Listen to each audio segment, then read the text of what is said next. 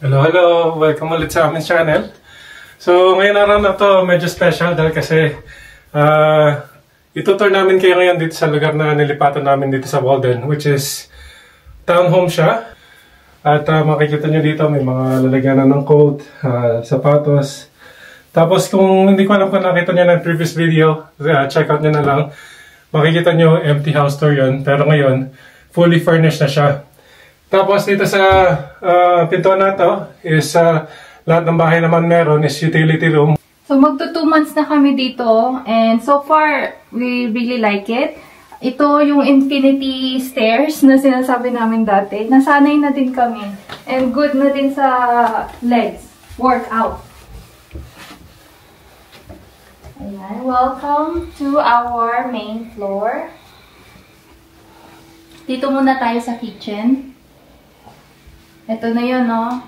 Meron na ditong shelf na galing sa IKEA. Tapos, nilagyan na lang namin ng mga halaman, tubig namin, tapos kung ano-anong junk foods. So, pwedeng matago. And then, ito naman yung kitchen. Ito na din yung yung floating shelf. Nandun yung nakakuha namin sa thrift store. Bagay na bagay siya dyan. Tapos, yan, mga plato. And then, si Alex, gagawa siya ng microgreens. Kaya, nandito yan. May mga gamit na din kami. Air fryer. Bigay ng friend ko. Thank you, Gangging. And then, yeah, mga yan. Tapos, gas range na gustong-gusto ko talaga. Dahil, parang mas masarap yung luto. Meron din dito kung mga aming mga ano ba tong tawag dito? Tumblers. Mga oil, mga ganyan. Tapos ito, hot water because I always drink hot water.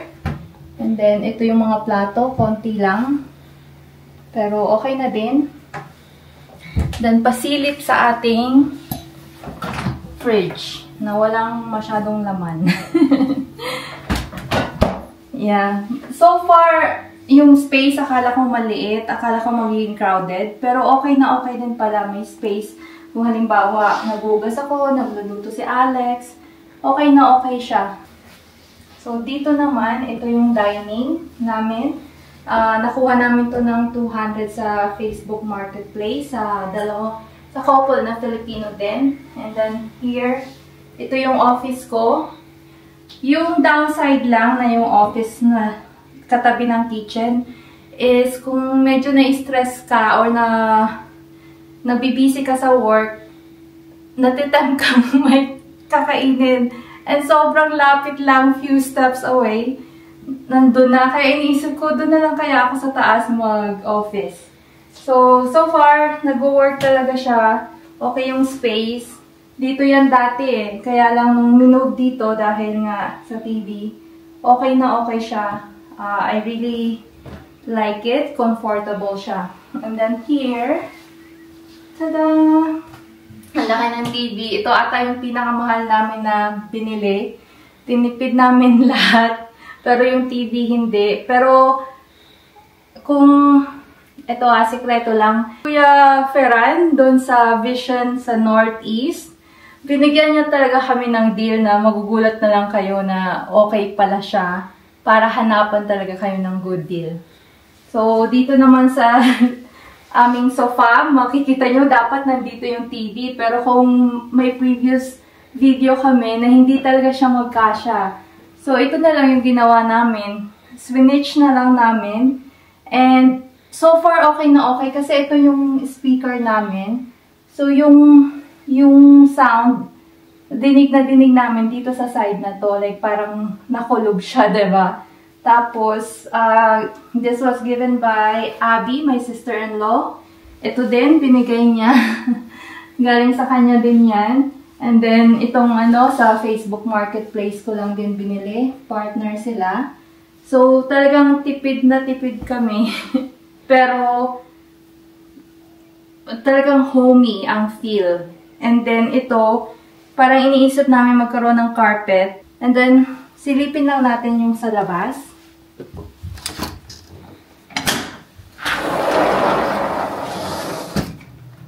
So, may mga binili kami sa thrift store ulit na mga upuan. Tapos, yeah, maganda dito kasi wala kang kapitbahay na directly makikita ka agad. Tapos, yun. Yun ang setup namin, which works really well. And, so far, ano sa palagay mo, Alex? Okay siya?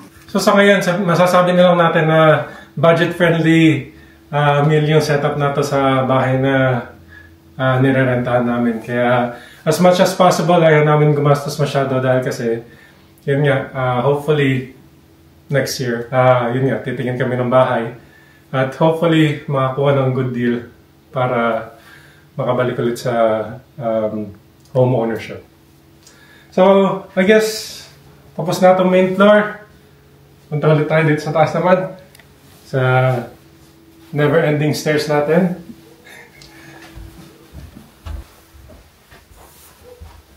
At, itong makikita nyo dito is yung first room dito sa second floor.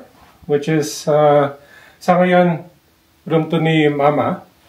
Pero, yung sinetup namin dito is, makikita niyo dito. Kung natatanda niyo sa baba, yung kapares niya, ito siya. Initially, side by side siya. Tapos yun yung buong set.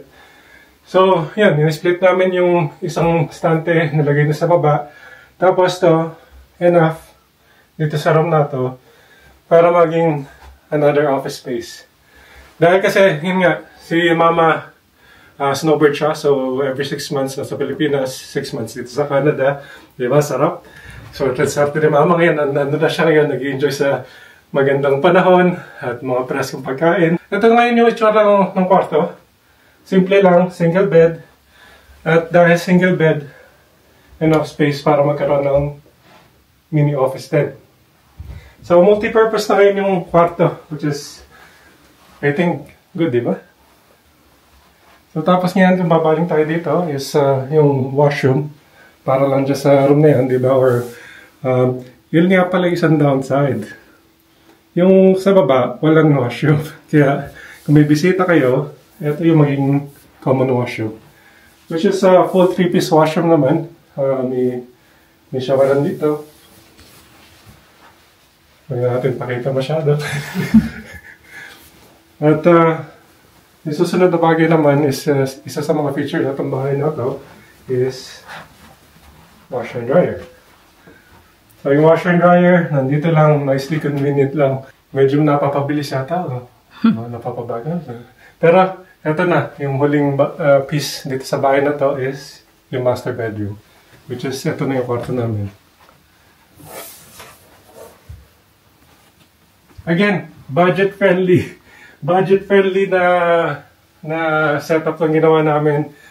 Minimal ang tinatry namin gastasin para makapag-ipon talaga sa bagong bahay. So, ito yung presyong, itong furniture na to, yung bedroom set namin, binili namin sa IKEA, which is at the price of, anong price? 600. So, at the total price of $600. Ito, tsaka yan. Tapos ito naman, salvage din sa kabilang theater namin. Binili namin used to. Dati may duktong yan na hangiran ng damit. Ginamit lang namin tong part na ito ngayon. Para lang magkaroon ako ng maliganan ng mga gamit. Each room nga pala, hindi ko napakita. Magkaparehas naman. May sariling closet talaga. Ginawa namin na his and hers. So, kay Molly, sa side ko. Oh, sa akin na lang ipakita mo kasi magulo sa'yo. Medyo magulo sa akin. Pero, binubuking ako Pero ayan. Yan yung itsura. May mga custom-made dividers na siya. Which is kasama na nung bahay. Pwede ma-organize. Which is in this case, hindi sa akin. Kaya, talala. Okay, so ito side naman na to, talagang may space talaga si Molly. Ito yung vanity area niya. So pwede siyang mag-makeup dito. Ito yung isa sa mga regalo na Yung isang kaibigan namin, dahil kasi alam na mahilig mag-makeup si Molly, ito yung regalo para sa kanya. So, yan na to. Dito siya nag-aayos-ayos. Yung artista natin. Ikaw yung artista, hindi ako. Well, mga artista na tayo. Pero ito, so, I guess, yun na yung kwarto. Tapos, dahil nga master bedroom, full-on suite siya dito. Meaning, ito, may showeran, toilet, at sink. Hindi nga lang double sink. Would be nice na meron nga, pero in this case, sa space, tama-tama lang. So, ayan. Tapos na ang house tour. Pero, wag muna kayo alis. Pag-uusapan pa tayo. Baba muna tayo. Sana nag-enjoy kayo sa ating house tour dito sa rental namin ngayon. Ang gusto sana namin is gumawa ng madaming house tours dahil plan namin bumili next year. Hopefully, makabili talaga kami na makikita namin. Hopefully. Yeah, hopefully. Tapos, and na makakuha kami ng magandang presyo din. And makapasok sa magandang market na talagang forever home kung sakali or at least 5 to 20 years. Yeah, so ngayon yung target namin is dahil nga nag-resettle dito sa Canada. Pero this time, gusto namin talaga na makuha is long-term na bahay na yun, makikita namin sarili namin good long-term for 10 to 20 years, di ba? So, hopefully, nag-enjoy naman kayo sa episode na to. Pero yun nga, karamihan ng mga darating na episode is house tour. At sa mga property owners at realtors na nandyan, at sa mga property owners at realtors na nandyan, baka interesado nga pala kayo na i-feature nyo yung binibenta yung property. Open naman kami, interested kami kasi at the same time, makikita namin kung ano yung itsura ng mga bahay talaga dito sa Calgary. At matutulungan kami na ma-determine kung ano yung talagang future house namin. Hopefully talaga by next year, makakuha na ang bahay. And syempre, para makatulong na din at makilala yung mga realtors dito sa Calgary. Yes, kaya welcome kayo at willing naman kami na collaborate sa inyo at magtulong-tulungan tayo dyan. Kaya, yes, free of charge to. Free of charge, yes. Feel free to contact us on our FB page para at least mag-usap-usap tayo at ma-schedule yung mga time na pwede natin i-house tour yung mga properties nyo. So far, meron na kaming 3 in-house tours and nag-enjoy talaga kami. Yes, yun yung isa sa mga bagay na hindi namin alam na magustuhan namin is nakaka-enjoy din na makakita ng mga iba-ibang bahay at iba-ibang price range. Yes, price range. Saka yung mga style, di ba? Yung mga design nila. Yung mga older community versus newer community. Maraming talagang nakikita kami na nag-enjoy talaga na gawin itong mga house tour na to. Yes, and nakakapag-usap kami ni Alex kung ano talaga yung gusto namin na mapili by next year. And syempre, gusto din namin i-share yung every milestone ng pagbili namin sa aming new property by next year. And hindi pa nga kami nakapag-pre-approval, so yun din. Yeah. Kaya kung ma-pre-approve man or hindi, itutuloy pa rin namin yung mga house tours. Yun na. Kasi sa ngayon, in this market talagang hindi mabasa. Favorable ba na bumili agad or standby muna at tingnan natin na sana bumaba pa rin yung presyo. Yeah. Sa mga sellers yan, no offense. Buyers kami, kaya yun yung gusto namin sana na hopefully may ginto, no? Pero it's unfortunate sa mga iba, sa sellers.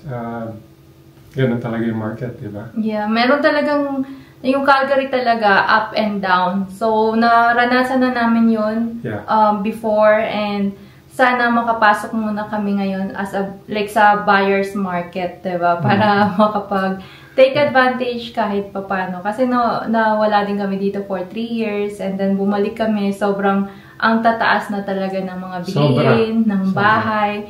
So, hopefully in 2026, okay yung pasok namin sa pagbili ng house.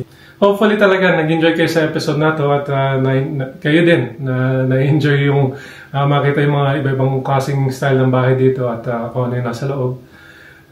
But I guess for now... Until next.